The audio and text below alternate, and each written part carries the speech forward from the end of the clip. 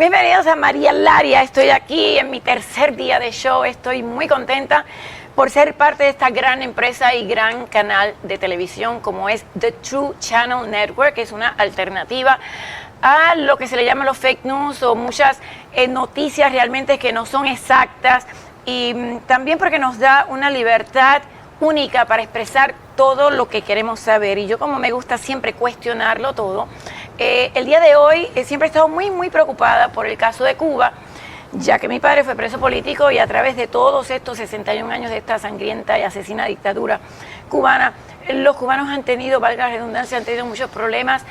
Antes no, pero ahora, después de que se quita la ley pies secos, pies mojados al final de la administración Obama, empezando la de Donald Trump el día antes se quita, entonces los cubanos tienen muchos más problemas.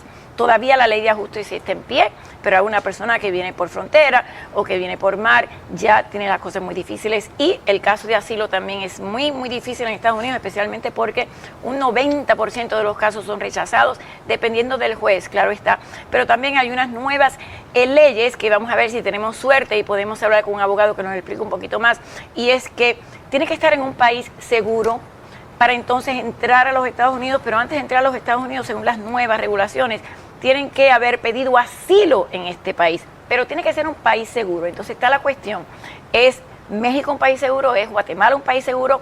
El viernes pasado se firmó un acuerdo en el que Guatemala sí aceptó ser país seguro, pero entonces tenemos aquí a un opositor, un amigo, una persona que yo admiro mucho. Por 25 años llevas aquí, Iván Picón, 25 años. Él luchó contra ese régimen castrista, estuvo su vida en peligro muchas veces, estuvo arrestado muchas veces. Él me va a contar un poquito su historia, pero en este momento lo más relevante es que su madre, Margarita Camejo, también opositora, ¿tiene cuántos años, Iván? 67. 67. Sí. Y tu hijo, que es el nieto de Margarita, que es Iván Camejo, están retenidos en Tuxtla Gutiérrez. Sí, estaban en un centro de detención, ahora les han dado libertad. Explícame un poquito, primero tu historia y después la situación de Margarita y Iván, que vamos a hablar por teléfono con ellos desde Tuxtla Gutiérrez. Bueno, por lo menos mi familia desde siempre, bien joven, estuvo enfrentada a la dictadura, producto de la represión. Nosotros vivimos la represión en carne propia porque problemas, o sea, familiares. Mi abuelita, empezó por mi abuelita, que mi abuelita, cuando yo tenía 12 años, la fueron y la arrestaron allá y cumplió 4 años presa, le echaron 4 años presa por o sea, estar en contra de todo aquello, y estaba, o sea, a ella el del CDR la acusó de que ella era una antisocial, y en aquel tiempo cuando los CDR, entonces primero explica un poquito lo que son los CDR, los cubanos todos sabemos lo que es, pero para los que no son cubanos. Bueno, los comités de defensa de la revolución. Cuando yo era joven, esas personas estaban bien comprometidas. En mi casa había un señor que nosotros en Cuba, todo el mundo nace y se cría juntos. Entonces ese señor, cuando cogió el CDR, la hija de él, irónicamente, era una de mis mejores amigas, mi vecina, él tuvo problemas con mi abuela, porque en mi casa mi abuela hacía comida para la calle. Y mi abuela vendía comida, vendía helado, vendía, tú sabes, cosas, y ellos no querían que se hiciera eso. Entonces la denunció y ella siguió haciéndolo, le trajo a la policía y 2 o 3 advertencias. Entonces, por eso y situaciones, bueno, mi abuela estuvo presa. Ya de ahí yo con 12 años fui rebelde, completamente rebelde. 12 años empieza tu vida de opositor. Rebelde, completamente rebelde, que yo cuando venga mi mamá te voy a contar, nosotros éramos de lo que nos fajamos. Me gusta ese optimismo, cuando esté aquí tu mamá, aquí va a estar sentada nosotros nos fajamos sugiriendo que es tu hijo. Fajamos con la policía, porque es que, con la policía. Sí, con la policía, y cuando habían los famosos apagones aquellos, le caíamos al sector a botellazo. Entonces crecimos y tuvimos problemas con los mismos policías, a punto de que nos caían a tiro, nos cayeron a tiro en varias ocasiones por cuestiones ¿A qué edad? Sí, a mí, a mi hermano, yo tenía 18, 19 años, wow. no más. ¿Y tu hermano es más pequeño o mayor? 3 años menos. Okay. Cuando yo tenía, por lo menos mi hermano tenía 18 años, cuando le dieron un tiro en la cabeza. Y fue, Dios mío, un tiro en la cabeza. ¿Estaban juntos? Sí, los dos juntos, se me cayó al lado mío. Entonces, eso fue una experiencia... ¿Murió? No. No murió. Está vivo todavía. Tiene ¿Está vivo todavía? Sí.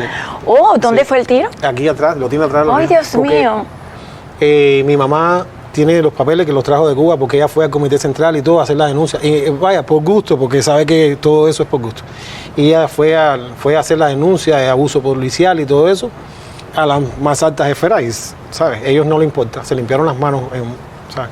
Con todas esas cosas. Entonces, yo estuve en Maleconazo también. A mí me cogió... 5 de agosto. ¿Te estuviste allá? ¿Qué edad tenías en el Maleconazo? 23. ¿Qué año fue 5 de agosto del 94 y después vino la crisis de Guantánamo? De ahí vine para acá y estuve en Guantánamo. Pero ahí fue el día más grande de mi vida. ¿Cuánto tiempo estuviste en Guantánamo? Un año, casi un año exacto. Ah, bueno, estuviste un año y un mes, sí. Porque comparado con otra gente. Sí, yo tuve la suerte de salir temprano, como el día 18, el 19 de Cuba, y me recogieron y me fui para Panamá el 12 de septiembre. No estuve mucho tiempo. Sí, porque yo venía con familia, yo venía con un primo y amigos del barrio. O sea, yo estuve 5 días en el mar, yo vi gente... Mira, Maylene, mi excelente productora, me acaba de conseguir imágenes del Maleconazo. Sí. Ese fue realmente el único día que yo a veces me pregunto cómo no ha habido otro, donde todo el mundo se tiró a la... a ver, cuéntamelo tú, porque tú estuviste ahí. Cuéntamelo tú. A ver, mira las imágenes y cuéntamelo tú, porque tú estuviste ahí. Eso empezó el día 4 de agosto. El día 4 de agosto se corrió una bola de que en el puerto de La Habana había un barco griego, lo que yo vi, que estaba cogiendo gente y la gente se estaba metiendo ahí. Y entonces yo estaba ahí, yo en ese momento vivía en industria, ahí en La Habana Vieja, en Centro Habana. Y me tocó, se empezó a llenar de gente de aquello, el día 4. ¿Cuál era el rumor que había? El día que había un barco griego que estaba recogiendo gente, o sea, que estaba ahí. Iba a llevar de Cuba, todo el mundo se quería ir. Se llenó La Habana, entonces la policía empezó... Ahí en el malecón. Sí, Diana. Esa es tu esposa, tu Diana. esposa. Ahora te llamo Diana.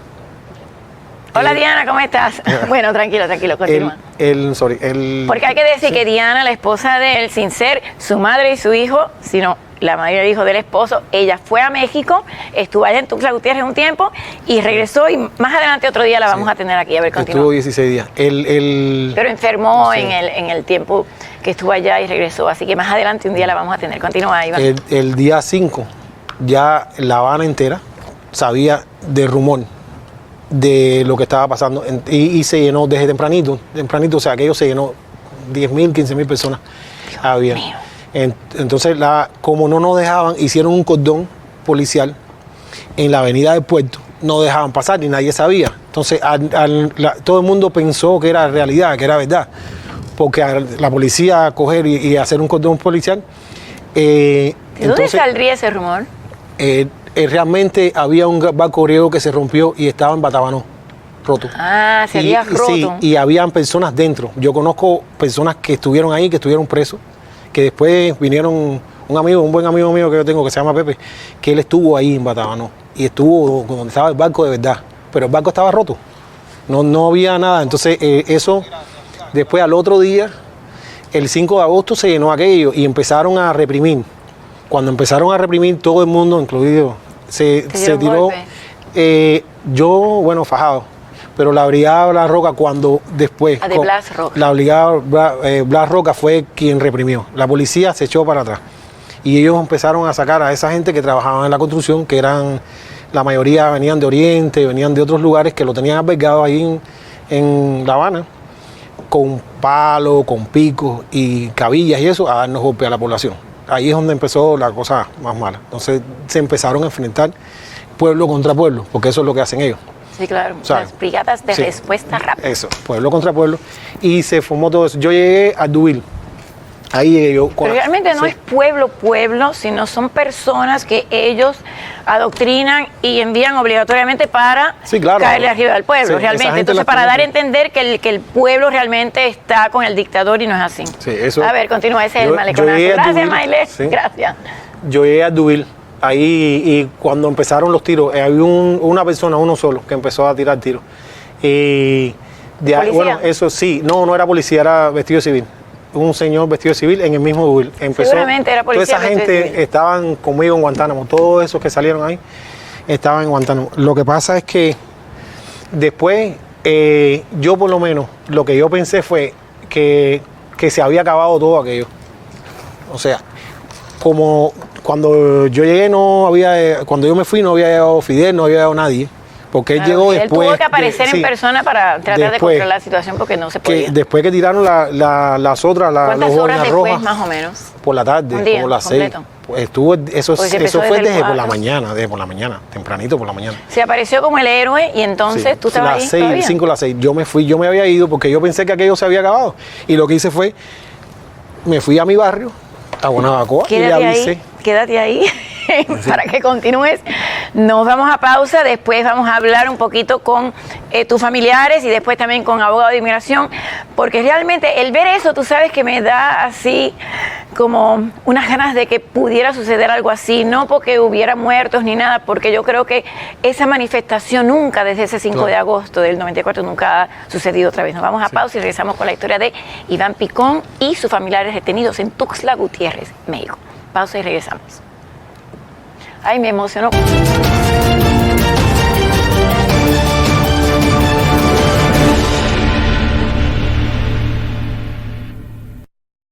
Trabajo en un rancho.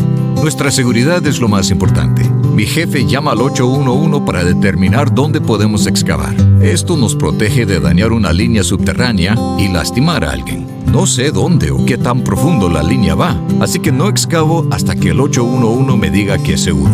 Lo más importante es regresar a mi familia sano y salvo. Para más información visite farmsafe811.org. Un mensaje de Pipeline Operators for Ag Safety. Both my legs were amputated due to an IED. It's when you start to try to get back into like an everyday life. I absolutely felt like I lost some of my purpose. There must be something more. When DAV came into my life, they gave me a new mission. I could still be a productive member of society, could still support a family. The DAV gave him that sense of structure and purpose again to get his life back together. Visit DAV.org to learn more about our mission. We believe in patriotism. We believe in our nation's youth. We believe veterans earn their benefits through their service to our nation. We believe in a strong national security. We believe in our country. For 100 years, veterans have been impacting our nation through the American Legion, and we believe it makes a difference. If you believe, learn more at legion.org/webelieve. La política exterior de los Estados Unidos de América en el Medio Oriente está en riesgo debido a la agresión iraní.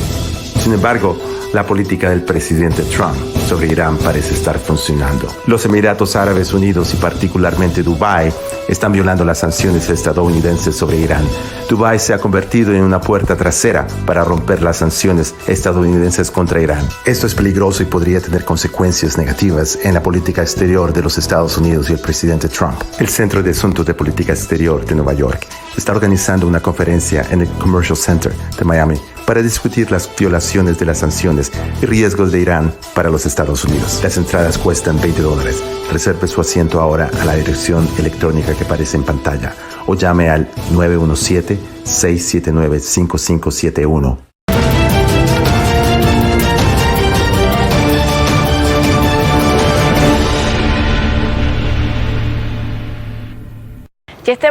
Ya estamos de regreso. Antes de seguir con la historia de Iván Picón, quiero enseñarles esto, porque mira, Iván, a ti que te encantan las redes, esto es un mini estudio, porque es un Steadicam, que es un tipo de cámara, que saben estos chicos que están filmando aquí mucho mejor que yo, que no se mueve y tiene una estabilidad impresionante.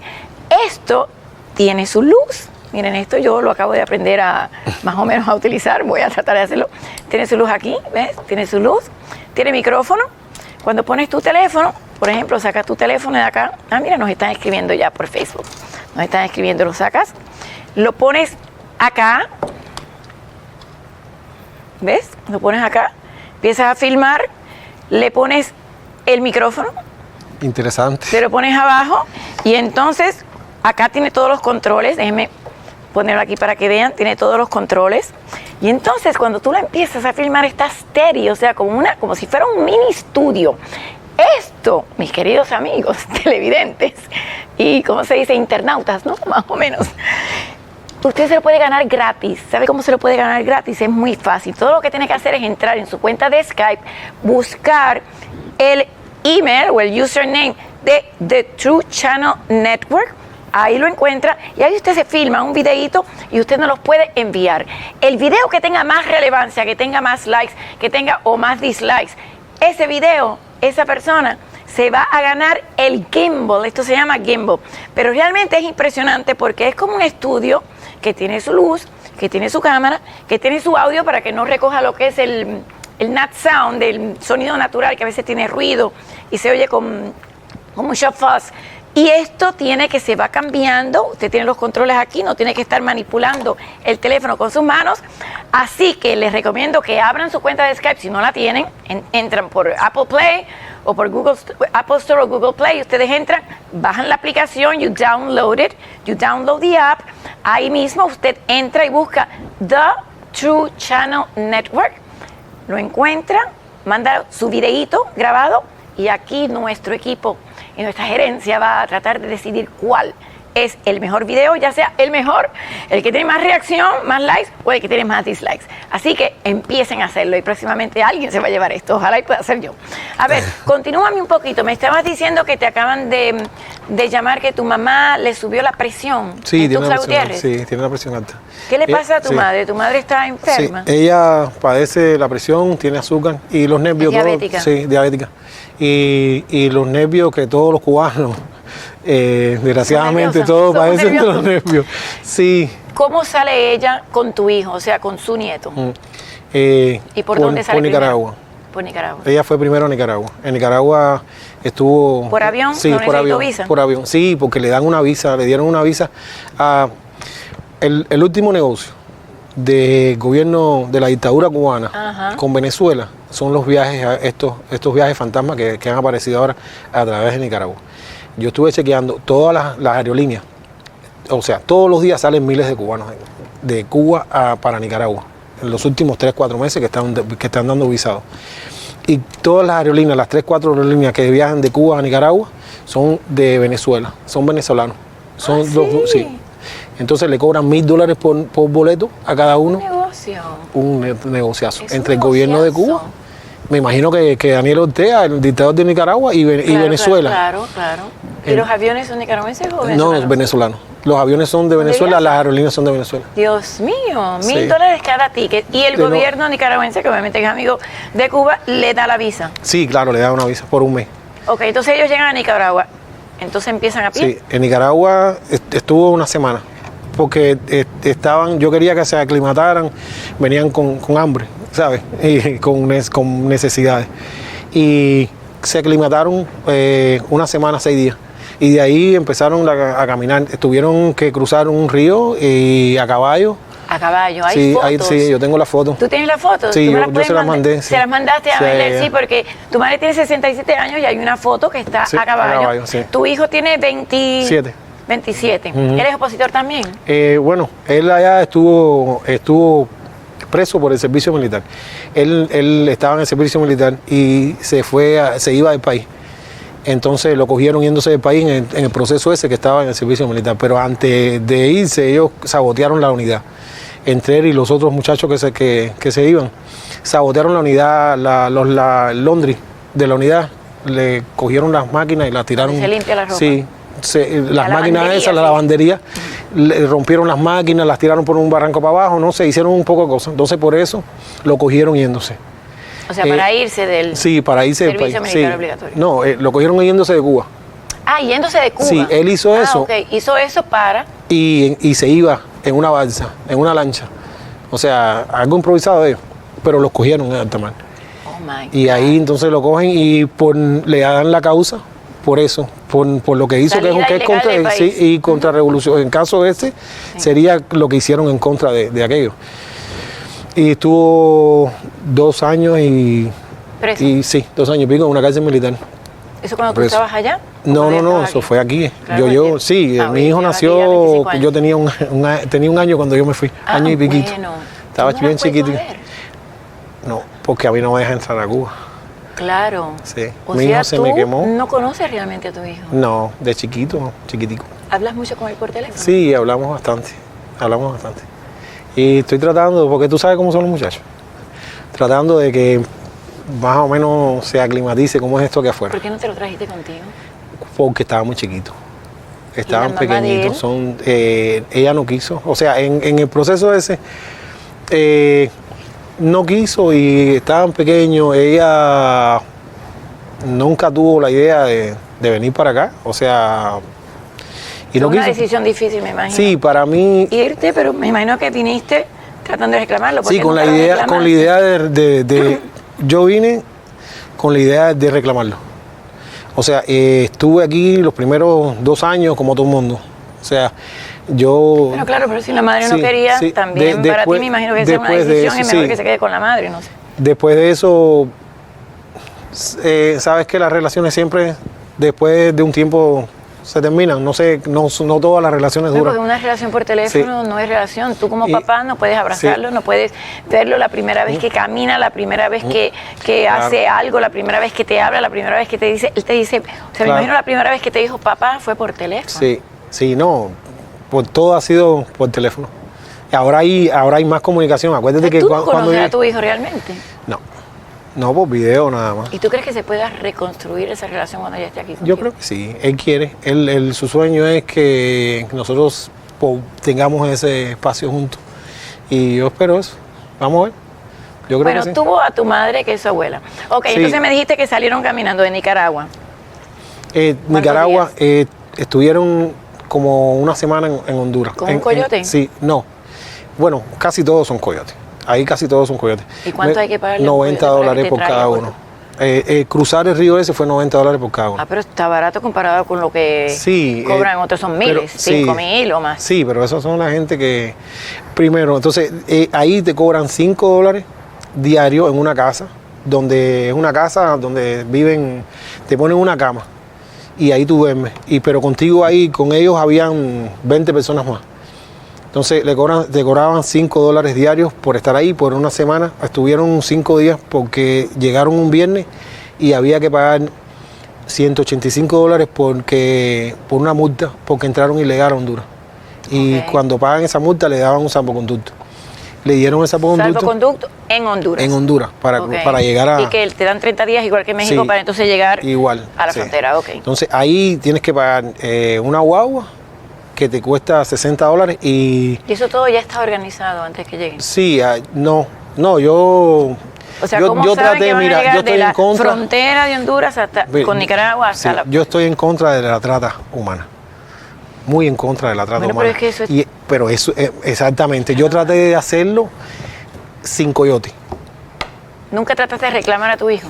Tu hijo es mucho más fácil que tu madre, pero bueno, así sí, todo. La reunificación familiar, él ya tiene 20 y pico de años, sí. 27. Pero los mismos problemas con la mamá, es un único hijo. Mis hijos son... Pero tiene 27 años ya. A los 21 no. Pero si ahora la mamá me está reclamando igual. No, o sea... Porque son categorías. La primera es hijos y cónyuges. Ujú. Después el segundo es hijos solteros mayores Sí. de 18 a 21 años, creo que es. Y el otro, si es casado, él no es casado. Sí, no, sí, ok. Ah, bueno, tenemos casado, tenemos un tú problema. eres ciudadano. Sí, pero él... Ah, bueno, pero- si eres ciudadano, puedes reclamar un hijo casado de ciudadano. Si eres sí, residente, no puedes. sí, él se casó, pero no se casó hace mucho. Lo que pasó ahí fue que en el momento que yo estaba tratando de hacer eso, él estaba preso. Él tuvo la situación esa. Se dio todo entre lo que a principio, o sea, él lleva como 2 años después que salió preso. O sea, tenía como 18, 19 años. El tiempo de servicio, la edad de servicio. 18, 19 años más o menos. Y no sé, con la mamá, Voy a leer por las algunos- cosas. Me imagino que la madre, obviamente, y teniendo un año, no te culpo. A ver, nos están escribiendo algunas personas por Facebook. Si quieres, compártelo en tus redes. Entren a The True Channel Yo en lo Facebook para compartí. que nos empiecen a escribir. Marta Lo que Otano no dice sé. hello. Susana Tadei. Ah, Susana. Muy contentos de ver a María Laria al aire de nuevo. Excelente que puedan contar con ella para este programa. Gracias a ti, Susana, una venezolana, productora mía de televisión, excelente, que tiene unos proyectos divinos. ¿Tú conoces a Susana? Sí. ¿No la conoces? Bárbara Puentes, saludos. La Bandera dice saludos a todos. Dice, el negocio lo maneja la izquierda norteña. No, la izquierda, lo maneja la izquierda, no entendí muy bien eso. Y entonces Julio nos está escribiendo. Sí. Antes de ir a pausa, ¿en algún momento te arrepentiste de decir, mi hijo ahora tiene 27 años, mi hijo cuando yo lo vea voy a tener que empezar a conocerlo? ¿Te arrepentiste de haber salido de Cuba o de haber quizás convencido a la madre para que vinieran todos aquí, aunque quizás la relación de ustedes no estaba bien? De irme de Cuba, no creo. Yo creo que casi todo el que... Es como el hijo y la patria. Yo le pregunté a Guillermo Fariñas una vez eso y le dije, porque te acuerdas, estaba en huelga de hambre, se estaba muriendo, y las hermanas y la esposa, bueno, toda la familia le decía, y la madre, que por favor, que no, que dejara la huelga de hambre. Y yo le pregunté, ¿la patria o la familia? Y después de comercial le voy a decir que fue lo que me respondió Guillermo Fariñas cuando yo le pregunté, entre la patria y la familia, que es lo que te pregunto a ti, tú escogiste la patria. Pero voy a decirle exactamente lo que me dijo Guillermo Fariñas enseguida después de pausa.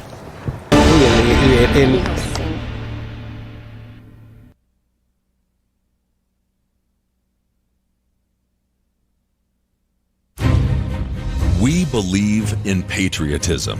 We believe in our nation's youth. We believe veterans earn their benefits through their service to our nation. We believe in a strong national security.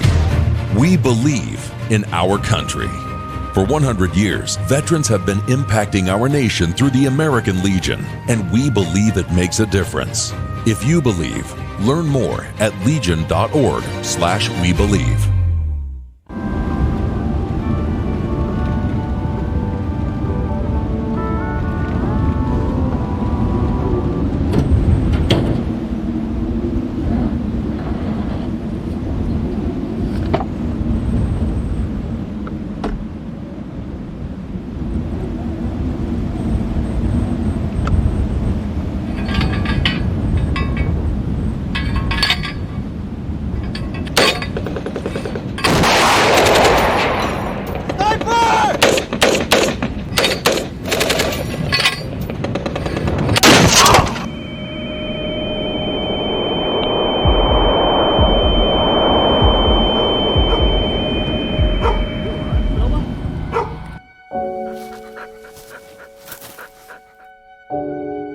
Give you a hand.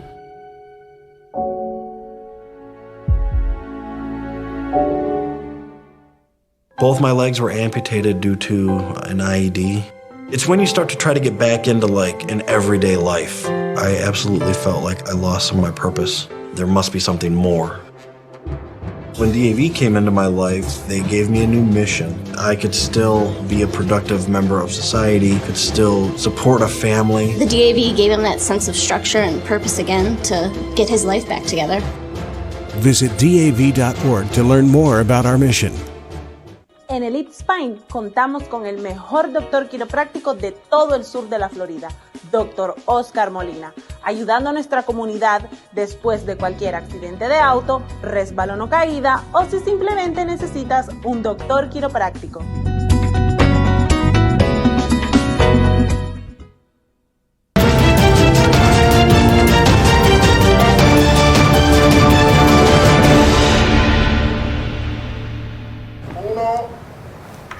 Ok, yo antes de ir a comercial les pregunté y les dije que lo que yo le había preguntado a Guillermo Fariñas, que es un hombre que todos ustedes conocen, ha sido opositor mucho tiempo, después de pertenecer al gobierno, él cambió, después de haber estado en Angola y todo, cambió totalmente su perspectiva y ha hecho muchas huelgas de hambre, ha estado en problemas físicos, ha llegado aquí a Estados Unidos, pero siempre regresa a Cuba. Y yo le pregunté, la última huelga de hambre, que casi se muere, estuve en varias, ha tenido 20 y pico de huelgas de hambre, y la familia le pedía que saliera de huelga de hambre, y yo le pregunté en una entrevista, ¿la patria o la familia? Y me dijo, yo escogí la patria porque sin patria no hay familia. Entonces yo te pregunto a ti, ese día que tú te vas, ¿sabías que ese niño tiene 1 año y te ibas a perder mucho tiempo porque también obviamente no estabas bien con tu pareja y también un bebé, también sacárselo a la madre. La patria, la familia, Iván. Sí, igual. Sí, aquí por lo menos no me arrepiento de haberme ido, no me arrepiento porque aquí he podido hacer mucho más de lo que podía haber hecho en Cuba, por mi patria, porque desde que yo llegué aquí hace 25 años lo que he hecho es eso. ¿Él no entiende?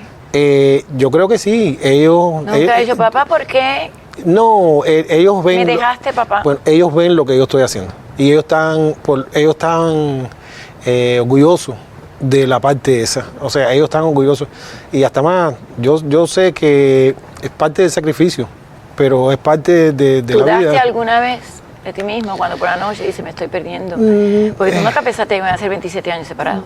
Ese fue el otro problema, que yo tampoco pensé que se iba a durar tanto y el tiempo se va. Yo hace 25 años no, ¿sabes? El tiempo se corrió. Yo pienso que se ha ido muy rápido. ¿La reunificación familiar? Es mi hermano y yo pusimos para mí, yo lo puse para mi mamá. Es pero su tío, sí. es más difícil. ¿Hijo? No, pero el problema mío fue que cuando yo iba a hacer la reunificación familiar, él estaba preso. Mi hermano y yo lo hicimos para mi mamá. Y mi mamá, como al principio era joven, era bastante joven. Mi mamá tiene 67, mi mamá a mí me tuvo yo tengo 50, con 17 años. ¿Te tuvo con 17 años? Claro, nosotros éramos hermanitos. Wow. Con 17 me tuvo. Entonces, éramos hermanitos. Cuando yo estaba haciéndole la reunificación, igual que mi hermano, tenía 50 años mi mamá. Y era imposible. ¿Y cuando se la hiciste, él era soltero? ¿Quién? Tu hijo. Mi hijo, sí, era un niño. Entonces, ok. Sí, pero era mayor de 18 cuando la pusiste. Sí, cuando yo empecé a hacerlo. Era la segunda categoría, pero la primera categoría es hijo y cónyuges. La segunda es hijos mayores de 18 años, la tercera, pero solteros. Pero estaba en el servicio militar. La tercera es hijos casados, pero tienes que ser ciudadano, ser residente, no. Entonces tú estabas en la segunda categoría. Sí, pero cuando yo empecé a hacerlo, los trámites, eso, ya él estaba en el servicio militar. Ya estaba. Y ya de ahí salió preso. O sea, ¿tú crees que podemos hablar con él?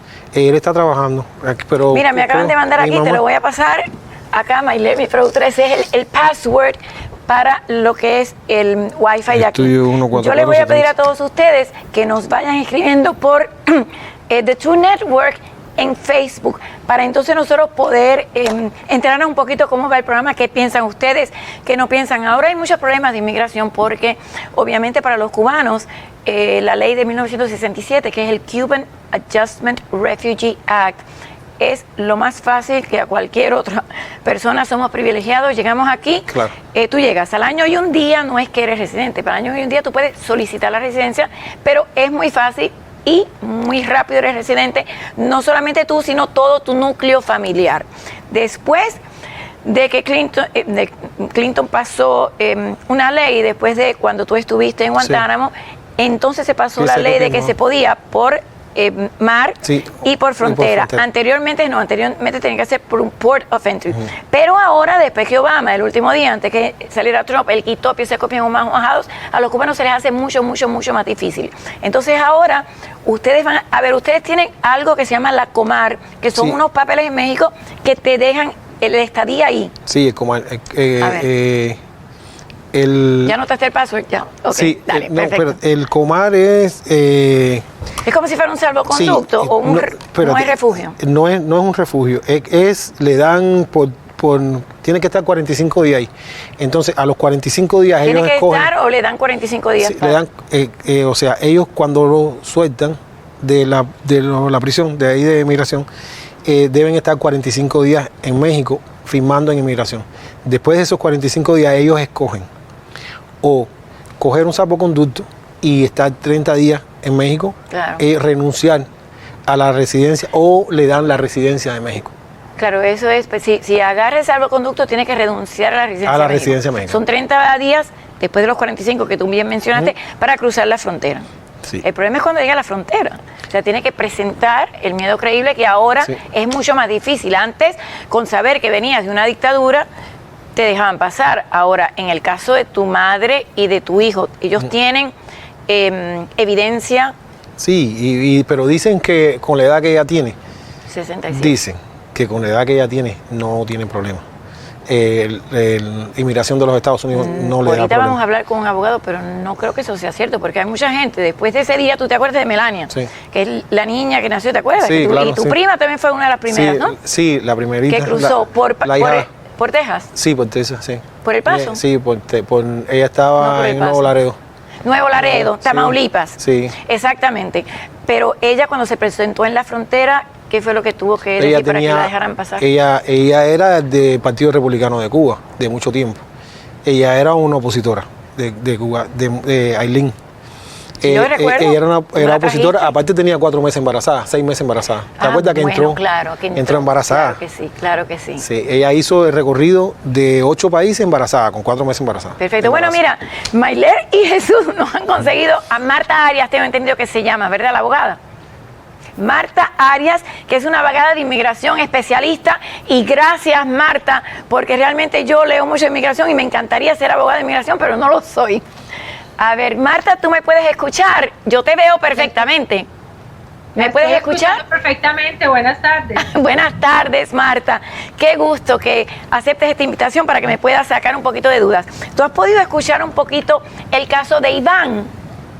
Ok, vamos a... Bueno, no lo escuché realmente porque entré un poco tarde, pero la productora me comentó algo sobre el ser una persona de la oposición en Cuba, y su madre y su esposa fueron detenidas o están detenidas por inmigración en México. Tuxtla Gutiérrez. Gutiérrez. Mi hijo y mi mamá. El hijo y la mamá. Sí. Okay. Claro, el hijo y la mamá. Ellos... mira, aquí tengo una foto de la mamá. Aquí tengo la madre es diabética. Hoy queríamos hablar con ella. Creo que más adelante, Marta, tú vas a poder escuchar esa entrevista. Tuvo que cruzar a caballo. Ellos fueron con una visa a Nicaragua, que según me estaba explicando Iván, realmente es como un negocio que tiene Venezuela con Nicaragua, que todos son amigos de Cuba. Les cobran $1,000, le dan una visa y entonces empezaron a cruzar por Honduras, bueno, hasta que llegaron a México, y en México me estaba explicando que tienen Comar. ¿Qué quiere decir Comar? El Comar es un tipo de refugio que le dan. Un tipo de refugio. Un refugio que le dan a los cubanos. Bueno, ya no se lo están dando a los centroamericanos. Los centroamericanos lo que los están deportando a sus países, pero a los cubanos le están dando un refugio. Tienen que estar 45 días firmando ahí, y después de los 45 días ellos escogen. Yo tengo que enviarle una carta notificada a ella ahora mismo a inmigración en la 4ª semana, diciéndole que yo tengo, o sea, casa, y yo tengo aquí en los como Estados Unidos. Como un affidavit, sí, que tú los puedes, y no van a ser carga pública. Claro, sí. Exactamente. Entonces, y ellos, Inmigración de México le da 30 días para que resuelvan el problema de ellos en México. Eso es lo que está sucediendo. Pero cuando usted habla que están detenidos en México por parte de inmigración, es inmigración de México, ¿no? No de los Estados Unidos. Sí, Inmigración de México. Ellos estaban en Tuxtla Gutiérrez, en la cárcel de inmigración de Tuxtla Gutiérrez, en México. Ok, bueno, y entonces, concretamente, ¿cuál sería la pregunta para mí como Bueno, abogada?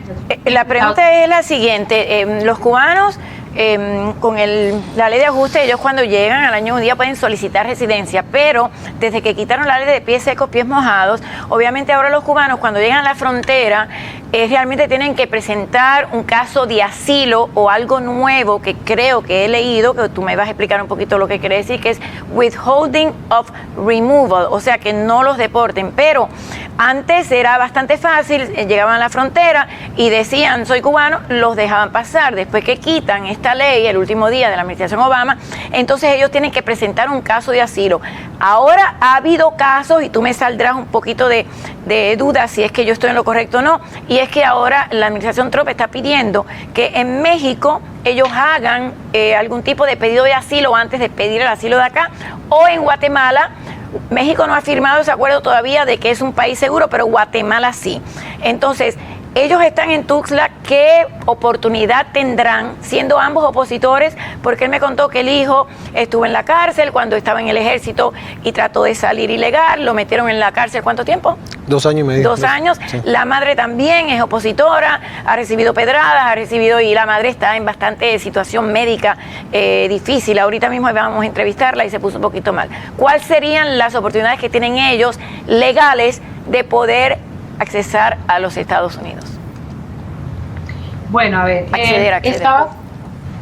Está bastante complicado sobre todo para los cubanos, entrar a los Estados Unidos y acceder a ese ajuste cubano, por lo que usted misma lo dijo correctamente. Cuando ellos entran, hay una serie de cambios que ha tratado de establecer el presidente Trump, que realmente no los ha podido lograr, pero sí está causando caos para las personas que entran en la frontera. Si ella trató de entrar, por ejemplo, entre noviembre y diciembre del año pasado, en ese específico periodo de noviembre y diciembre, muchas personas que trataron, cubanas o de otras nacionalidades, que trataron de entrar por la frontera, los devolvieron, porque ahí fue cuando en noviembre 4 el presidente sacó una nueva regulación que dijo que nadie que entrara por la frontera podía pedir un asilo, que tenía que esperar fuera de los Estados Unidos a que se procesara esa aplicación de asilo. Acuérdense que eso salió en noviembre del año pasado, que fue una regulación a través de una medida ejecutiva. Entonces, muchas de esas personas que trataron de entrar en ese margen de tiempo, lo que fue noviembre y diciembre, que todavía estaba esta nueva regla allí en vigencia, quedaron detenidos en México y efectivamente están en México detenidos.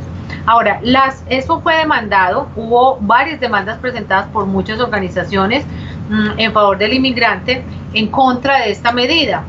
Precisamente esta semana, el 2 de agosto, el viernes pasado, salió una sentencia del Distrito de Columbia de una corte federal, donde el juez dijo que definitivamente esa regla no se puede aplicar, porque esa regla viola el derecho a asilo de los Estados Unidos, que es un derecho establecido en la ley de inmigración, que es una ley estatutaria del Congreso. Entonces, en agosto, que fue el viernes pasado, salió esta decisión. ¿Qué quiere decir? Que entonces esa regla del presidente no va a operar. De hecho, para refrescar la memoria de los oyentes que seguramente lo escucharon aquí en otros medios noticiosos, el mismo gobierno de la misma administración suspendió 3 veces por periodos de 90 días la aplicación de esta regla, pues porque él mismo veía que no la podía implementar y simplemente decía que la suspendía. Aunque había incluso una medida cautelar que decía que no se podía aplicar. Bueno, ya llegamos ahora a agosto 2, donde la Corte de Columbia dice esto no es legal, el estatuto le permite a una persona presentar asilo, esa es la ley de asilos, y el gobierno no puede prohibir que una persona que entre por la frontera pida esos asilos.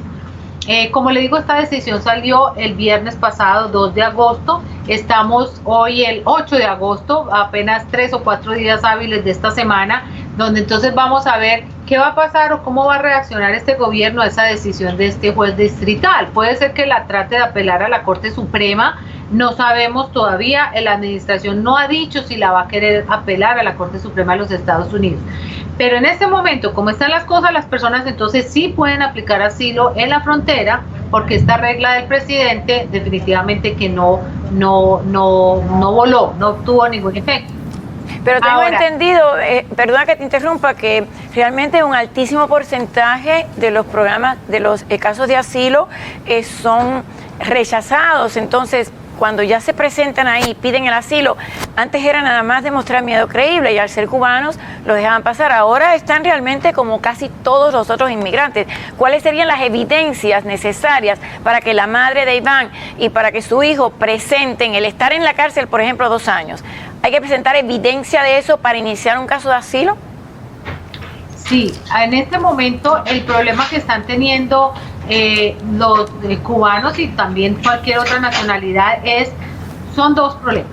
Número 1, que en la mayoría de los casos, si los detienen como lo tienen detenida ella, si ella trata y los detienen, no les están dando fianza, porque ese fue otra cosa que ha tratado de implantar el presidente Trump, de no darle fianza a las personas que entran a detención, incluso si muestran que tienen miedo creíble. Eso ha habido demandas de todo clase, va y vienen las demandas. En este momento estamos esperando a ver, en este momento como están las cosas, una corte de, creo que fue de Washington, que dijo que sí les tienen que dar asilo, una petición de fianza dentro de los 7 días siguientes a entrar al centro de detención. O sea que hoy en día sí les están obligando a que a que la corte les dé una audiencia de fianza. Pero bueno, entonces, si no les dan la audiencia de fianza, que ahí es donde viene el problema, porque si una persona piensa la fianza, muestra que tiene un caso sólido, vamos a decir uno. Sí, pero como ¿cómo abogado se muestra? Creo que fue la Corte Suprema la que dio eso, pero ¿cómo se muestra? O sea, el hijo estuvo en la cárcel 2 años. ¿Cómo muestra?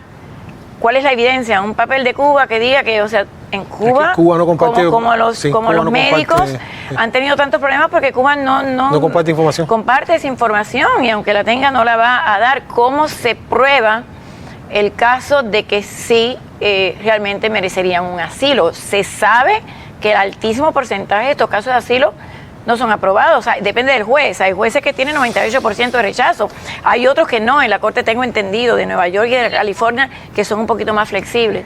En Florida, ¿cómo son? El hijo está aquí en los Estados Unidos.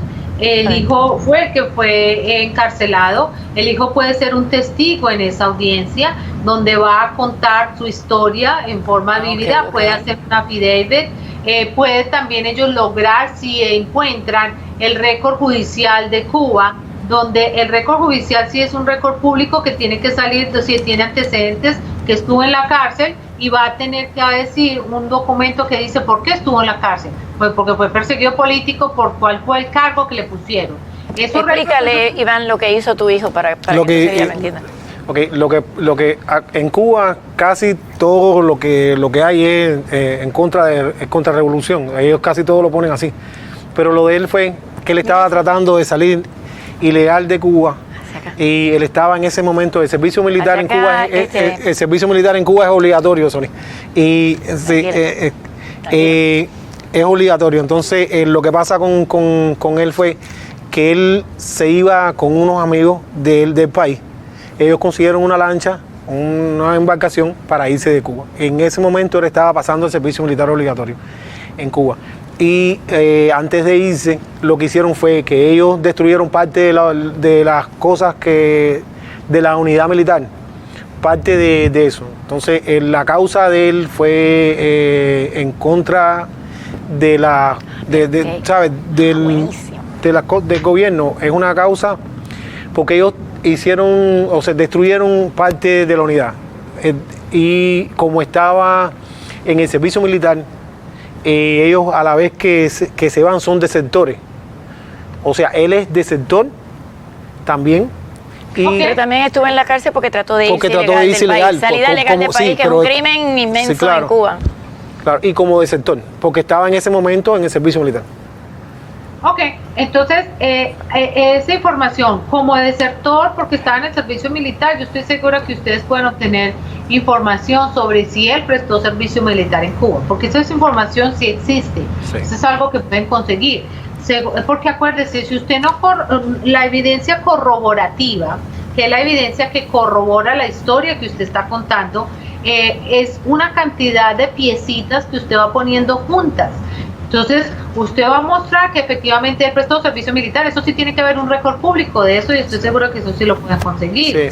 Tiene que mostrar a alguien que tuvo que haber sido testigo de esto. No solamente él, que va a hacer un testimonio y una declaración jurada contando lo que usted está contando. Él lo va a hacer. Eso es un testimonio de él. Eso es una declaración jurada. Eso es evidencia. Tiene que haber otros testigos de ese hecho. Está el registro de que él estuvo en la prisión o en la cárcel y tiene que haber el cargo que se le puso. Pero no tiene eso, sí, ¿no? Pues el problema es que yo no sé si él lo ha traído. Él le dieron, a él le dieron un release temporal cuando estaba preso. Lo soltaron porque se estaba portando bien. Y tuvo un problema en el lugar donde él vivía con el oficial. Es cosa irónica del mundo. El oficial que lo atendía, yo soy masón, y el oficial que lo atendía en Cuba es masón. Aguántame ahí, respira un poquito, nos tenemos que ir a pausa. Marta, te puedes quedar con nosotros porque tengo tantas preguntas para ti. Me encanta hablar con una mente brillante y alguien que sabe tanto de las leyes de inmigración. Te puedes quedar un poquito con nosotros, nos vamos a pausa y regresamos porque también yo quiero preguntarle a ella su opinión sobre el caso de que Guatemala firmó este acuerdo, de que sí es país legal y si México realmente... parece que el Servicio de Inmigración mexicano no quiere aceptar que es un país seguro, pero realmente es México un país seguro. ¿Y cómo funciona esto? Porque tengo entendido que las Naciones Unidas tiene otro estatuto que va en contra de esto. Nos vamos a pausa y regresamos con tu vecino Tríngulis y a ver si podemos hablar con tu hijo y con tu madre, a ver si sigue un poquito mejor en Tuxtla Gutiérrez. Pausa y volvemos.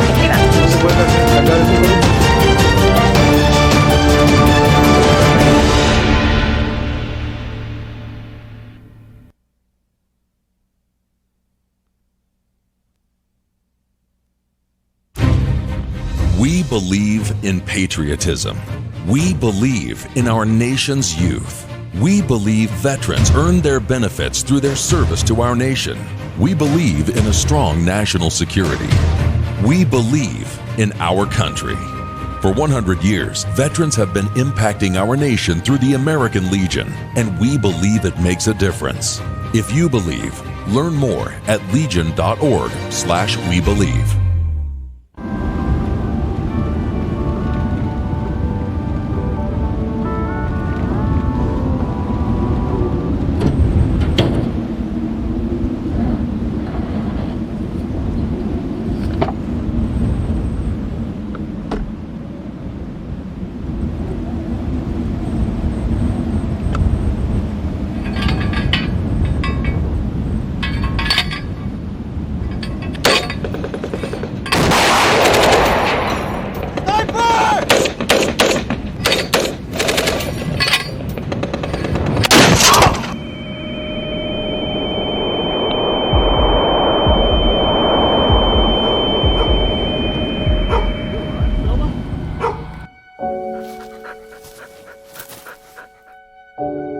Can I give you a hand?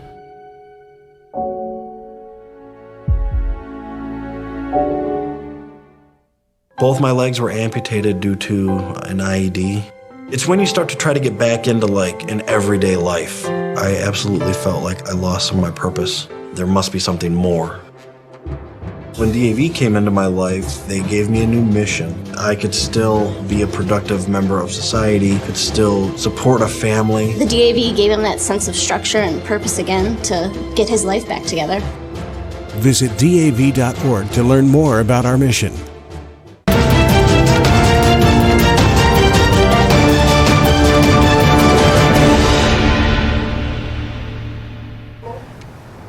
A ver, vamos a continuar entonces con Marta Arias y te agradezco muchísimo toda esta información importante. ¿Cómo este acuerdo entre Guatemala y Estados Unidos, o sea, Guatemala es un país seguro supuestamente, pero México no se ha puesto de acuerdo con los Estados Unidos? ¿Es México un país seguro? Donde entonces la nueva política de inmigración de acá, de Estados Unidos, después ahora que Donald Trump la cambió realmente con una orden ejecutiva, está exigiendo que pida en ese país donde él está primero el asilo para entonces después pedirlo en Estados Unidos. ¿Cómo está funcionando eso? Bueno, mire, este acuerdo que firmó Estados Unidos con Guatemala, que a propósito no se ha concluido, supuestamente fue firmado, pero tiene un proceso que no ha llegado todavía a su implementación. Este proceso, la pregunta es realmente si va a ser, si es el acuerdo que estaba buscando el presidente, porque el presidente Trump habló de que primero tenían que aplicar para asilo en Guatemala los que pasaran sobre todo los que tienen que pasar por ahí, que son Honduras y Nicaragua, antes de llegar a los Estados Unidos. Que como el presidente lo quería era que aplicaran allá y procesaran primero los asilos y ya si se lo negaran allá, podían aplicar a los Estados Unidos. Pero el acuerdo no dice eso. Yo me he leído el acuerdo y muchos abogados estamos con la pregunta de si este es el acuerdo realmente que el presidente quería. Parece que ellos no llegaron al acuerdo. Y la razón es que yo creo que Guatemala no tenía la facultad, la capacidad de decir, yo le voy a dar asilo a que pase por aquí y pida asilo. Tampoco. Entonces, lo que está firmado dice que Estados Unidos va a recibir, que Guatemala va a recibir todas esas personas que Estados Unidos tiene en este momento aquí detenidas, incluyendo los niños que han venido solos a pedir asilo y que los va a recibir y les va a dar la oportunidad de procesarles un asilo allá. El punto de esto es, número uno, ¿cómo van a transportar esas personas que están ya en los Estados Unidos a Guatemala? ¿Por parte de quién la va a transportar? Supuestamente el documento dice que la tiene que transportar Estados Unidos, corre por cuenta de Estados Unidos. ¿Dónde van a albergar esas personas en Guatemala? Si Guatemala va a tener la capacidad económica para mantener esta gente allí, uno, dos, el sistema administrativo y legal suficiente para procesar este mundo de personas que Estados Unidos está diciendo que le va a mandar para allá. Ese acuerdo, eso es lo que dice, fíjate, no dice lo primero que había dicho el presidente, que era lo contrario, que pasaban por allí y pedían el asilo acá. Este acuerdo lo que dice es que Estados Unidos le va a mandar a la gente que tiene que ir esperando asilo para allá, que es totalmente distinto a lo que inicialmente se había hablado. Ese es el acuerdo que está... A ver, déjame hacerte una pregunta para aclarar. Si una persona pide asilo en Guatemala y se lo niegan, ¿qué pasa entonces? Según lo que el presidente había anunciado como lo quería hacer, es si pide asilo en Guatemala y se lo niega, puede entonces aplicar a los Estados Unidos un asilo. ¿Cómo lo aplicaría? No sé, porque si pide asilo en Guatemala y no ha llegado a los Estados Unidos, tendría que ir o a la Embajada de Estados Unidos en Guatemala, al consulado, a pedir asilo como refugiado allá, o tratar de cruzar la frontera aquí para pedirlo entonces en la frontera, que serían las formas. Eso sería lo que supuestamente habían dicho que era lo que se iba a hacer, pero eso no es lo que este acuerdo con Guatemala dice.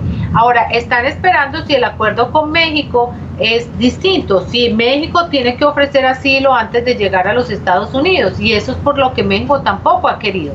Es que los dos países están reacios. Pero ¿quién determina, Marta, qué es un país seguro? O sea, México, todos sabemos que sí, que se vive, pero todos sabemos que en México el narcotráfico es rampant y que están mejores armados los narcotraficantes que los mismos policías, y que la Policía Judicial Federal tristemente está muy corrupta. Pero, o sea, ¿quién decide que es un país seguro? ¿El propio país o los Estados Unidos? ¿O quién decide si es un país seguro? El problema es que aquí es un juego de palabras, porque eso es lo que dice la ley. La ley dice que si una persona tiene refugio en a third heaven country, eso es lo que dice la ley de los Estados Unidos. Un third heaven country es un refugio en un tercer país que es un país seguro, ¿sí? Ahora, cuando se empieza la definición de esa palabra, y si quién la va a decidir, si México o Guatemala o Estados Unidos van a considerarse ellos mismos como, o Estados Unidos lo va a considerar como un tercer país de refugio que es seguro, ¿qué implicaciones eso va a tener a nivel internacional? Y si eso es realmente una definición de tercer país seguro. Entonces, ese es el problema. Porque hoy en día, como están las cosas, si un venezolano se va a vivir a Chile y vive en Chile un año, o un cubano se va a vivir a Chile y vive un año, y va a pasar a la frontera y va a pedir asilo, le van a decir, no, usted ya tuvo un tercer país seguro porque usted vivió en Chile un año. Claro, es como un catch-22. Gusta la ley. Ok. Exacto. Pero ¿qué posibilidades tienen en estos momentos? ¿Cuántos casos de asilo hay? Yo he leído que hay por lo menos cerca de 1 millón en espera. Y de los que llegan a corte, un altísimo porcentaje, 90 o 90 y pico %, dependiendo del juez, son rechazados. Sí. A ver, dime, Iván. Bueno, eso es lo que dicen. Por ahí yo vi una entrevista que hicieron unos periodistas de un canal de aquí local, que fueron allá a Luisiana. Y hay un juez, un fiscal en Luisiana que tiene un 100% de desapruebo con todas las... y casi todo, o sea, el problema que estamos teniendo nosotros, que está teniendo el cubano ahora mismo, es la falta de aprobación que tiene sus casos. O sea, pero también... Es que están en la fila igual que todos los demás. No muchos cubanos tienen el miedo creíble, porque no muchos han estado en contra de aquello. No, y mira, algunos son refugiados económicos y no políticos. Tengo un caso también, porque eso ha sido parejo para todo el mundo. Hay un caso que Serafín Morán, que es uno de los opositores más reconocidísimos que es como en Cuba. Un periodista independiente en Cuba. Periodista independiente más grande que había. Yo he compartido muchas de sus muy cosas. Bueno, muy bueno. Y él estuvo 3 meses. Él tuvo, y sabiendo... ¿Dónde? Aquí en una cárcel de inmigración. Pero a él sí le dieron... ¿En qué frontera? Él entró, creo que por ¿dónde? yo creo que fue por Laredo, Okay, creo que fue. Pero él estuvo los 3 meses, pero le dieron el asilo político. A él puede traer a su familia, a su mamá, a sus hijos y todo. A él se lo dieron con todo.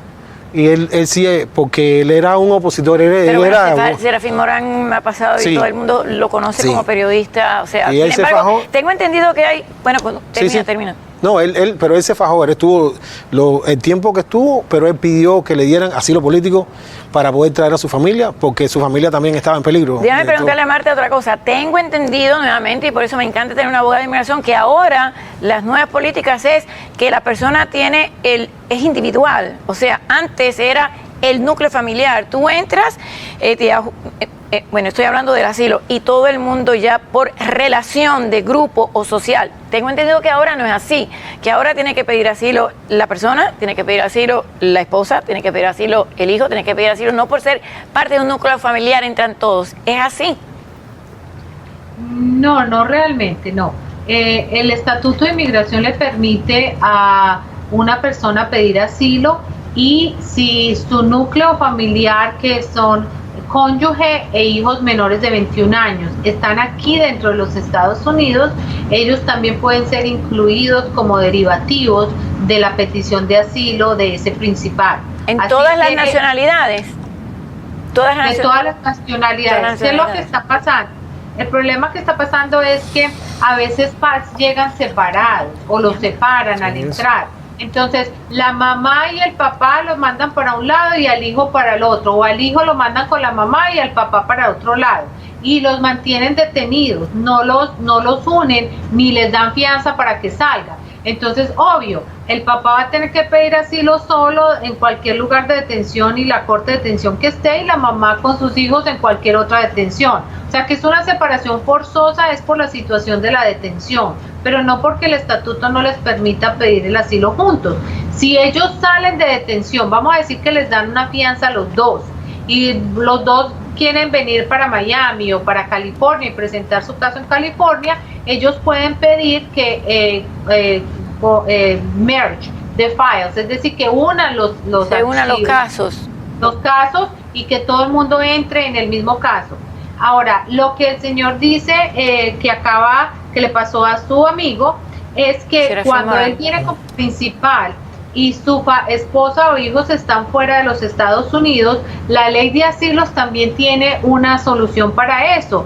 La ley de asilos es muy sabia. Dice que si a usted le aprueban un asilo, su cónyuge y sus hijos menores de 21 años tienen derecho a venir presentando una petición, que la I-730 se presenta aquí, y eso va al consulado de Estados Unidos en el país donde esté esa esposa y sus hijos, y ellos van a poder venir. Tienen 2 años para hacer eso, porque si no lo hace después de 2 años ya no va a tener el derecho.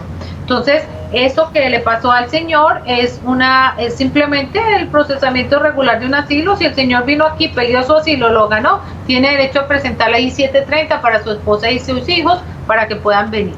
Ok, gracias Marta. Nos vamos a pausa y regresamos a ver si podemos lograr esa comunicación con tu madre, que es Margarita Camejo, que se había puesto un poco malita porque estaba un poquito mal de salud, y su hijo, que es Iván Camejo, tiene el mismo nombre de un comediante cubano, muy conocido, amigo nuestro. Sí, sí, son parientes. ¿Son parientes? Sí, sí, somos no sabía. por lo menos de la misma de Iván parte Camejo, de la familia, escritor, de Pinar del Río. Excelente. De Pinar del Río, pinareño. Sí. Pausa y volvemos, pausa y volvemos. Yo lo vi un par de veces.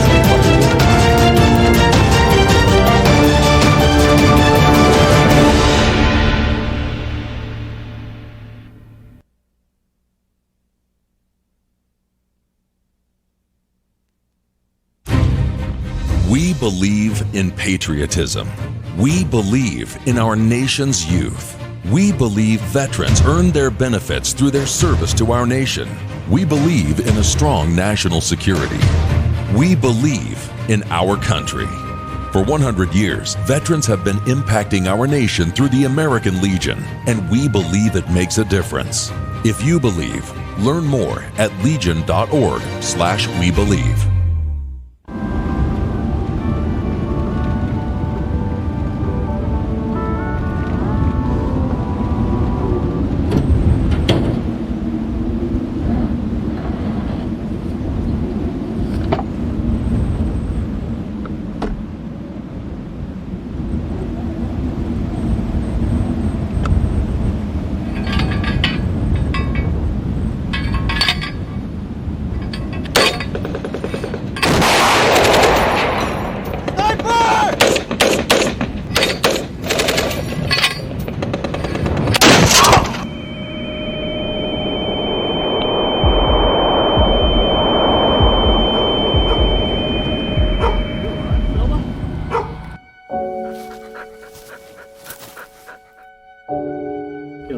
hand?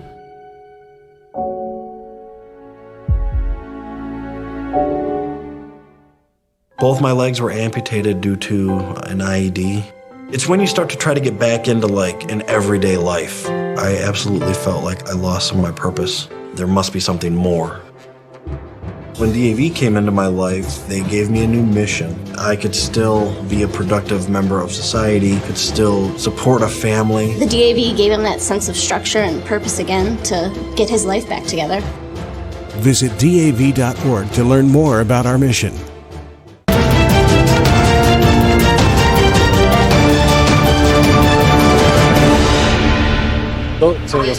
Diana. So you stay here. Bueno, estamos de regreso. Bueno, un poquito malas noticias y es que la mamá de Iván se puso un poquito malita. La esposa de Iván, que ahora está un poquito enfermita porque estuvo en México, estuvo en Tuxtla Gutiérrez, pudo conseguirles un apartamento donde se pudieron quedar tu mamá, tu hijo y tengo entendido que otras personas más. Pero Diana está en el teléfono y quiero que me expliques un poquito qué fue lo que le sucedió a la mamá de Iván porque no pudo hablar con nosotros por teléfono. Ella queda muy nerviosa y todo la asusta.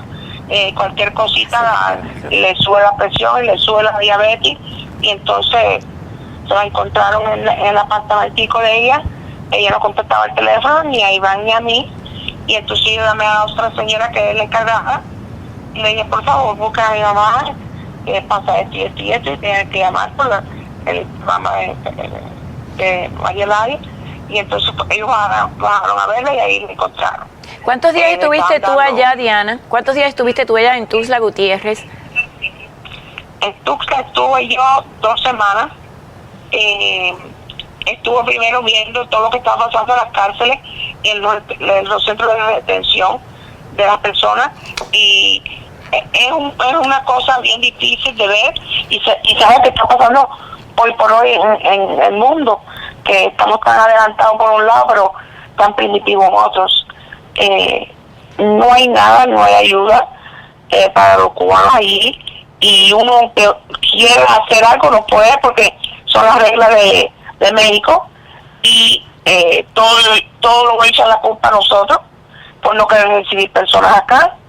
Y que o sea, fíjate qué bueno que dice eso, porque los mexicanos vienen acá y quieren entrar y quieren exigir, sin embargo allá a los cubanos, ni a los guatemaltecos, ni a las otras nacionalidades, y no estoy hablando del pueblo, estoy hablando del gobierno. Sí, no, y el pueblo también, porque a mi hijo, por ser cubano, no le quisieron dar trabajo. Y a muchos que ¿Así se lo dijeron? Sí. Ah, ¿eres cubano? No. ¿Por qué? No sé. Pero no le han querido dar trabajo.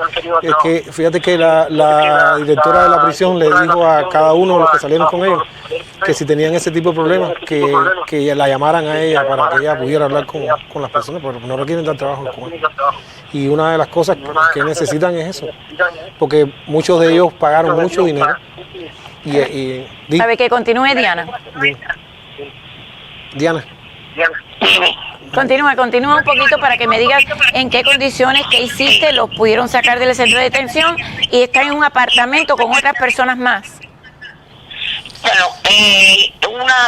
una samaritana que ofreció su casa y ella está haciendo como si fuera estilo efficiency para que las personas puedan quedarse, aunque ella sabe que es transitorio porque los cubanos lo hacen más de 2 meses, quieren caminar. Pero es que cuando salen de las prisiones, que ellos lo llaman centro de detención, pero son prisiones, y no hay comida y le dan un pan al día con agua, no hay medicinas, no hay médicos. A la mamá simplemente estuvo en el momento adecuado en el teléfono con Iván. Iván dijo, no te pueden tratar así, te van a matar. Y todo eso que dijo Iván lo oyeron ahí en la comisaría de inmigración. Sí. Y se asustaron. Y entonces Iván dijo la letra y esta y aquella. Entonces ellos tomaron un poquitico de susto, ¿no? Al otro día llamaron a la ONU, llamaron a los derechos humanos y tuvieron que sacar todo de ahí.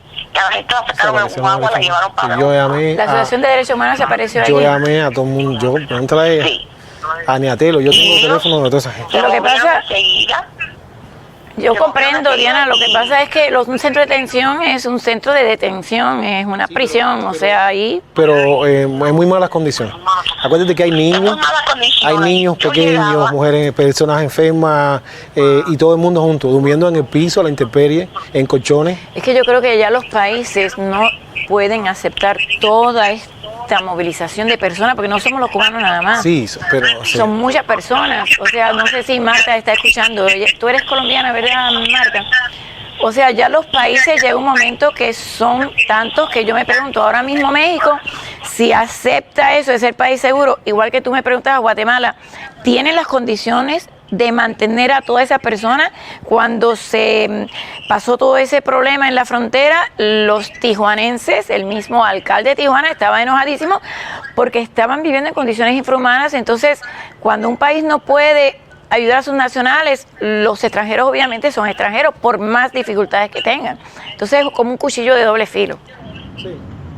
Yo sinceramente pienso que si ellos tienen cualquier tipo de formación de un departamento de inmigración, tienen que saber que si ya que recogen 100 cubanos o 100 dominicanos o lo que sea, hay que mirar el estado de salud de esa persona, porque tú puedes coger a un niño que tiene Down syndrome, meterlo en una casa, en un cuarto, en el cemento puro, en una colchoneta fría.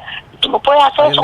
Lo que pasa es, Diana, a ver, una madre que lleva a un niño con Down syndrome a cruzar una frontera, la madre está poniendo a ese niño en peligro. O sea, es como, yo no estoy criticando a las madres balseras que se montan en una balsa, pero yo recuerdo haber entrevistado a muchas personas cuando estaban cruzando, creo que era por Panamá, cuando venían todo aquel desde Ecuador, se les fue el niño de las manos, tenían unas lanchas de coyotes y demás que le cobraban miles y miles de dólares. Se le fue el bebé de las manos. Esa mujer se volvió loca, pero también, o sea, tú tienes que decir, la persona, igual que cuando estaban cruzando las fronteras, los policías en México decían, ponga a los niños al frente.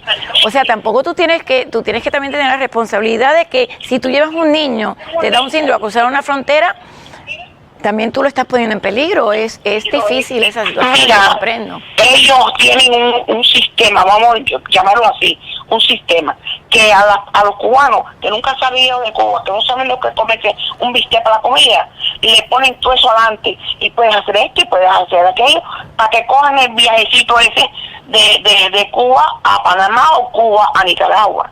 El viajecito ese es todo costeado por Venezuela. Los aviones son pero ilegal, o sea, es legal para ellos, pero realmente es una operación ilegal. Es lo que yo estoy diciendo. O sea, el problema de inmigración, y ahora por eso quiero preguntarle a Marta si conoce algunos casos parecidos o diferentes, pero más o menos así similares. Hay leyes de inmigración, hay personas en la línea. Si tú dejas entrar a personas que no están siguiendo esas reglas, realmente estás saltando la línea. Y tú dices, entonces, ¿para qué voy a seguir las reglas? Yo comprendo que sí, que hay muchas personas que lo merecen, pero también tienes que comprender la gente que tiene que ejecutar y hacer cumplir las leyes. Marta, ¿conoces algunos casos así?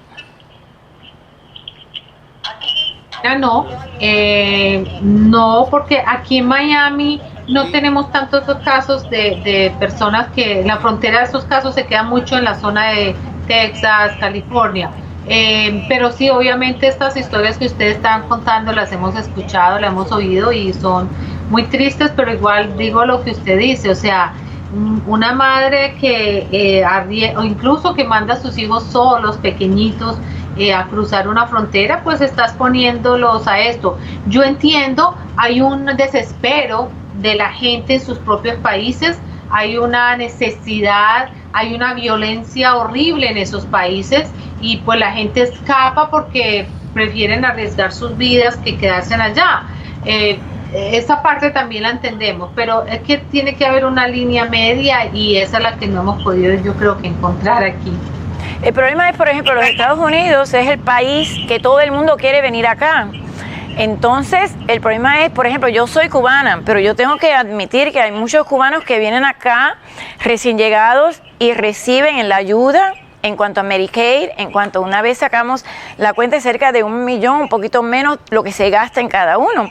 Sin embargo, hay hondureños que padecen problemas violentos en sus países, hay de otros países también, y hay anglosajones nacidos aquí, norteamericanos, estadounidenses, que no tienen Medicaid y que tienen 5 hijos y no tienen food stamps. Entonces hay cubanos llegados, cuando llegaron mis padres, que no tenían, mis padres acaban de fallecer hace muy poquito, pero no tenían, habiendo trabajado 40 años, el retiro igual que una persona que acababa de llegar. Entonces llega un momento que el sistema de inmigración está roto y hay que arreglarlo. Pero cuando hay leyes, hay que seguir las leyes o cambiarlas. Sí, es difícil. Yo de cerca. Porque Diana es ciudadana es americana, nacida aquí. Diana nació aquí. Es estadounidense. O sea, es estadounidense. Mi esposa es estadounidense y ella está deshabilitada por múltiple esclerosis. Se deshabilitó hace 10 años. Pero de ahí a ella no le dan food stamps, no le dan nada. No le dan ayuda. Lo que le toca por el disability y más nada. Exactamente, entonces... Y es doloroso ver cómo vienen personas exactamente, también y hay otras y que no abusan. son opositoras, como en el caso de tu familia, que entonces llegan acá y terminan siendo infiltrados. En ningún momento estoy diciendo que, Sí, pero sí. hay muchos. A ver, ¿qué decías tú, Marta?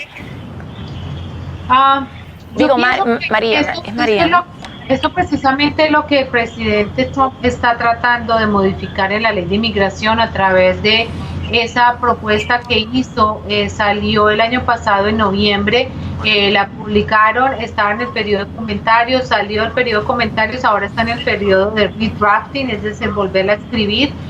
Es una propuesta donde él dice que las personas que piden ayuda pública no van a poder hacerse ciudadanos de los Estados Unidos. Tampoco van a poder pedir a sus familiares, y si son personas que van a aplicar para la residencia y hayan recibido ayuda pública, tampoco lo van a poder hacer. Esto es extremo, esto es una decisión bien extrema, no ha salido esa regulación todavía. De hecho, la semana pasada, y yo también lo reporté en estos días en algunas noticias, y es que el Stephen Miller, que es el secretario, el consejero para la presidencia, para sobre todo estos asuntos de inmigración, mandó una carta a inmigración diciendo que es vergonzoso que ellos no hayan implementado esta regulación que se publicó desde el año pasado. Esto va a venir, y esto es una medida extrema, exagerada, para solucionar un problema que sí existe, y es el abuso de la ayuda pública por parte de los inmigrantes. La ayuda pública, como usted decía, hay inmigrantes que la usan y ya se declaran a vivir de la ayuda pública. Supuestamente la ayuda pública debe ser algo temporal, ¿no? Una necesidad determinada, temporal de las personas, que a todos nos puede pasar en un momento de la vida. Pero la ayuda pública no es para que la persona continúe viviendo el resto de la vida del gobierno. Entonces, mucha de la diferencia entre lo que usted decía del cubano como sus padres que llegó antes y el cubano de ahora es que la mayoría de esos cubanos que entraron de antes vinieron huyendo del comunismo y eran personas que estaban ya en el capitalismo que existía en Cuba en ese momento, y llegaron a continuar produciendo porque eso era lo que hacían en Cuba, producir. Ahora, el cubano que llega más que todo ahora en este punto, que lleva después de 50, 60 años de revolución, donde todos los días le dan unos frijolitos o su pancito, y ellos ya están acostumbrados a recibir y no están acostumbrados a trabajar y a dar, ni a ser emprendedores, ni a crear empresa, porque eso no existe en Cuba hace 50 años. Es el gobierno paternalista. Esa es una mentalidad muy difícil de quitarle a ese individuo que creció en una revolución donde le dijeron, mira, la revolución es para que tú te quedes en la casa o vayas y trabajas por 0 centavos al día y te dan una libra de arroz y tal, con eso vas a estar contento. Qué buen punto. Marta, está clarísima. El gobierno les dice, bueno, ellos llegan acá, bueno, y aquí ¿qué me van a dar? ¿Dónde va a salir la libra de arroz? ¿Dónde va a salir esto? ¿Dónde va a salir? Y se lo tienen que tirar también. Desafortunadamente, yo soy una odiadora del comunismo. Los odio. Eso es lo que crea el comunismo. Una cantidad de personas que se les anula, les cortan su iniciativa, esa es la palabra. Sí, los acostumbran a ser como unos marranitos ahí sentaditos y ya, espera a ver qué le van a tirar. Y entonces Ese es el problema. Y entonces algo peor todavía, y es que cuando llegan acá y entonces ya están trabajando un poquito más, a lo mejor tienen un carro último modelo y entonces tienen Medicaid para el niño. Yo recuerdo preguntarle a una amiga mía, pero si tú estás ganando dinero, ¿por qué tienes Medicaid para tu niño? Se lo vas a estar quitando a otro niño que lo necesita.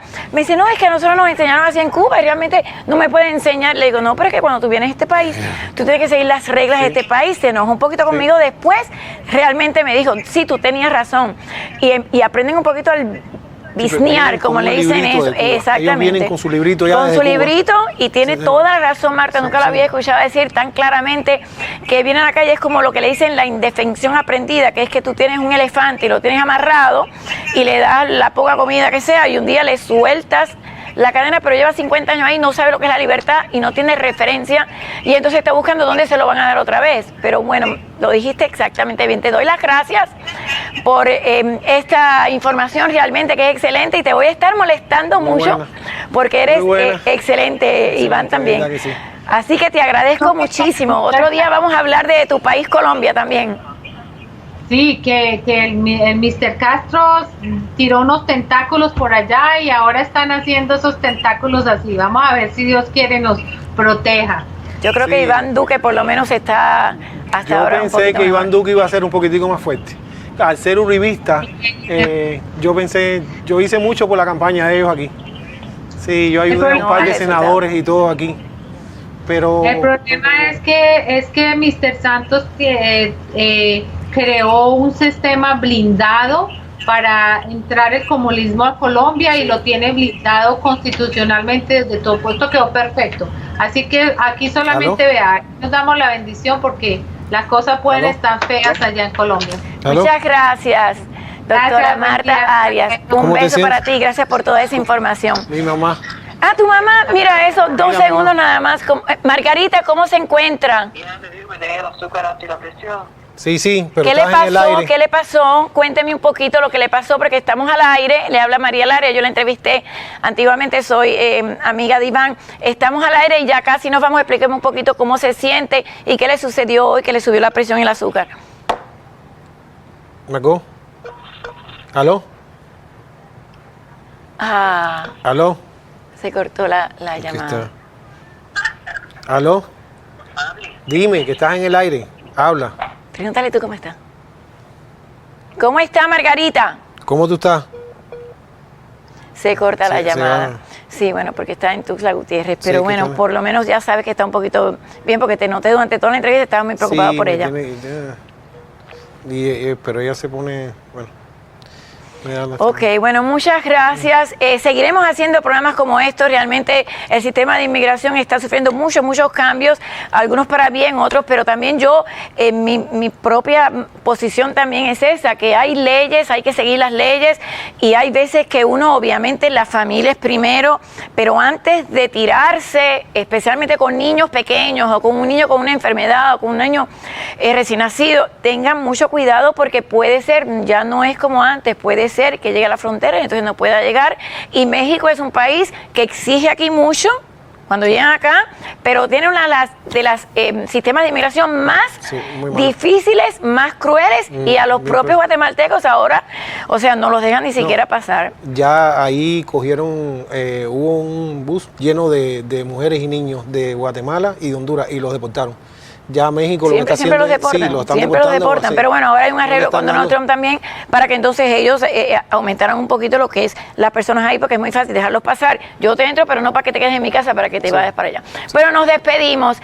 Mañana vamos a tener un programa sumamente interesante sobre las nuevas leyes de lo que ha aprobado lo que es la administración Trump en Cuba para las propiedades no confiscadas, robadas. Y voy a tener aquí a Nick Gutiérrez, voy a tener a Emilio Izquierdo para hablar un poquito sobre eso, porque hay muchas demandas ya que iniciaron, pero parece que algo está trabado y no está sucediendo. Muchas gracias, Iván. Te agradezco. Suerte siempre a Margarita y a tu hijo, y los espero ver aquí pronto. Tú vas a ver que sí, hay que tener mucha fe. Hasta mañana, mis amigos. Gracias por haber estado con nosotros. Hasta mañana.